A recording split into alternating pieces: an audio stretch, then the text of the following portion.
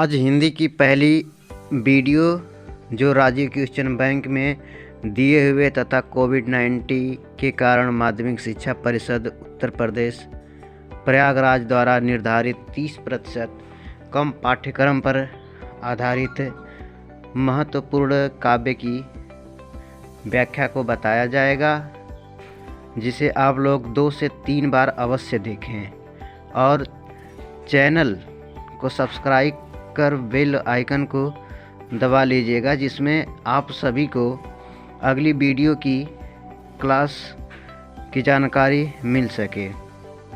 आइए शुरू करते हैं आज की क्लास, जो अयोध्या सिंह उपाध्याय हरिऔध की लिखी कविता पवन दूतिका।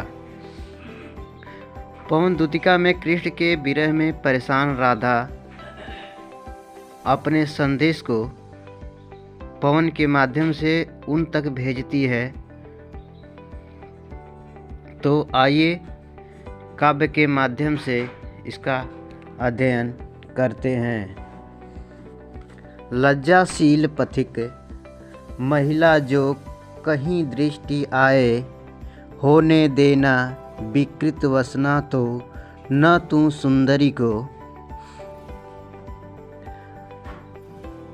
राधा कह रही है, कृष्ण की विरह की अग्नि में जलती हुई राधा पवन से कहती है कि हे पवन, यदि तुम्हें मार्ग में कोई लज्जाशील महिला दिखाई दे तो तुम उसके वस्त्रों को अस्त व्यस्त अर्थात उसके वस्त्रों को मत उड़ाना। जो थोड़ी भी श्रमित वह हो, गोद ले श्रांति खोना। होठों की और कमल मुख की मलानताएं मिटाना। यदि वह थोड़ी भी थकी हुई लगे तो उसे अपनी गोद में लेकर उसकी थकान को मिटा देना। साथ ही उसके कमल के समान दिखने वाले मुख की मलिनता को हर लेना। कोई क्लांता कृषक ललना खेत में जो दिखावे, धीरे धीरे परस उसकी क्लांतियों को मिटाना। राधा पवन से कहती है कि यदि तुम्हारे रास्ते के खेत में काम करने वाली कोई थकी हुई महिला दिखाई दे तो तुम धीरे धीरे उसके पास जाकर अपने स्पर्श से उसकी थकान को मिटा देना। जाता कोई जलद यदि हो व्योम में तो उसे ला छाया द्वारा सुखित करना तप्त भुतांगना को। साथ ही आकाश में बादल के दिखाई देने पर उसे पास लाकर उसकी छाया से महिला को शीतलता प्रदान करना, अर्थात उसकी थकान को दूर करना। इस पद्यांश में संदर्भ की बात करें तो हर एक पद्यांश में लगभग एक ही संदर्भ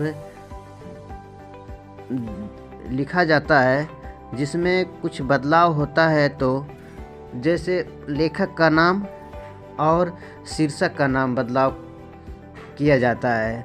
तो आइए एक संदर्भ आप लोगों को बताते हैं। जैसे इस पद्यांश का संदर्भ देखिए।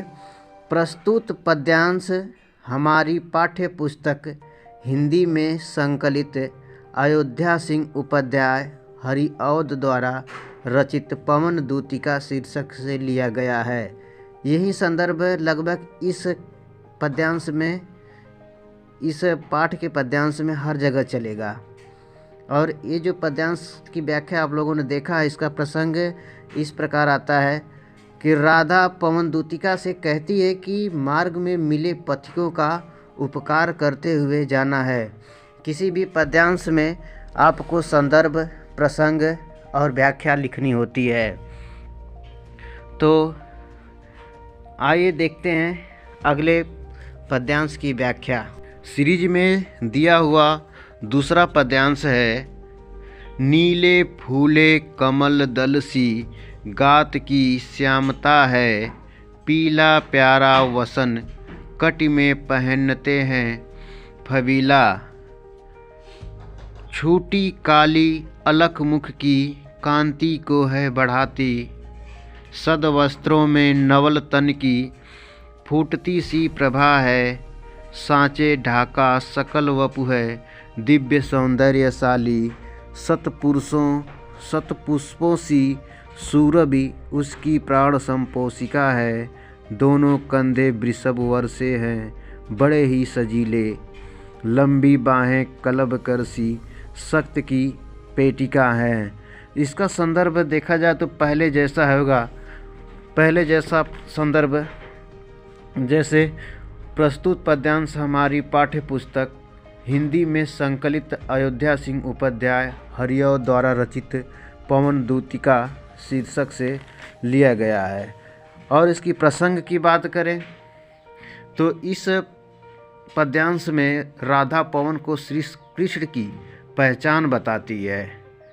और इस पद्यांश में दिए हुए कुछ कठिन शब्दों के अर्थ मैं बताता चल रहा हूँ आपको, जो ध्यान से सुनिए। श्यामता, श्यामता का अर्थ होता है सांवलापन। वसन, वसन का अर्थ होता है कपड़ा। कटि मीन्स होता है कमर। फबीला, फबीला का अर्थ होता है सुंदर दिखने वाला। अलक, अलक मीन्स होता है बाल।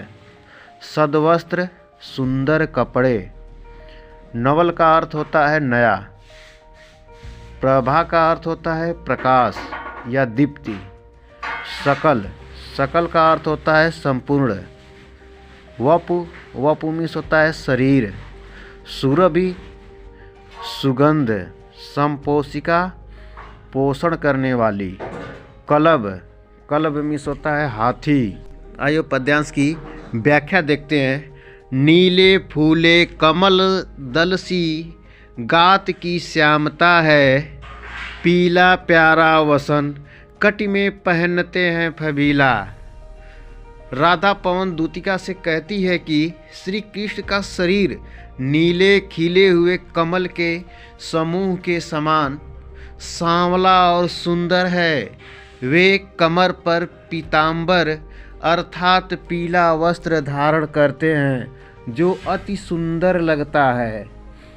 छोटी काली अलक मुख की कांति को है बढ़ाती, सदवस्त्रों में नवल तन की फूटती सी प्रभा है। उनके काले बालों से लटकती हुई लट उनके मुख की शोभा को और भी बढ़ा देती है। सुंदर वस्त्र धारण करने के कारण मानो कृष्ण के शरीर से प्रकाश की किरणें निकलती है। सांचे ढाला सकल वपु है, दिव्य सौंदर्यशाली। सत पुष्पों सी सूरभि उसकी प्राण संपोषिका है। राधा पवन से कृष्ण का गुणगान करती हुई कहती हैं कि उनका संपूर्ण शरीर सांचे में ढला हुआ है, अर्थात जिसे देख अत्यंत सौंदर्य के दर्शन का आभास होता है। साथ ही उनके शरीर से निकल रही सुगंधित पुष्पों के समान सुगंध प्राणों का पोषण करने वाली, अर्थात मन को आनंदित कर देने वाली है। दोनों कंधे वृषभ वर से हैं, बड़े ही सजीले। लंबी बाहें कलब करसी, सख्त की पेटिका है। राधा कृष्ण के बारे में बताते हुए पवन से ये भी कहती है कि कृष्ण के दोनों कंधे बैल के समान श्रेष्ठ तथा अति बलिष्ठ हैं और कृष्ण की लंबी लंबी भुजाएं हाथी के सूंड के समान बल की पिटारी अर्थात अति शक्तिशाली हैं। सीरीज में दिए गए तीसरे पद्यांश जो पवन दूतिका से ही है, आइए उसकी संदर्भ, प्रसंग, अर्थ और व्याख्या देखते हैं। सूखी जाति मलिन लतिका, जो धरा में पड़ी हो, तो पाँव के निकट उसको श्याम के ला गिराना।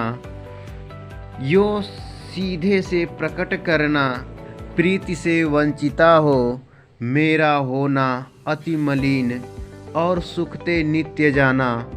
कोई पत्ता नवल तरु का पीत जो हो रहा हो, तो प्यारे के दृग युगल के सामने ला उसे ही धीरे धीरे संभल रखना और उन्हें यो बताना, पीला होना प्रबल दुख से पोषिता सा हमारा।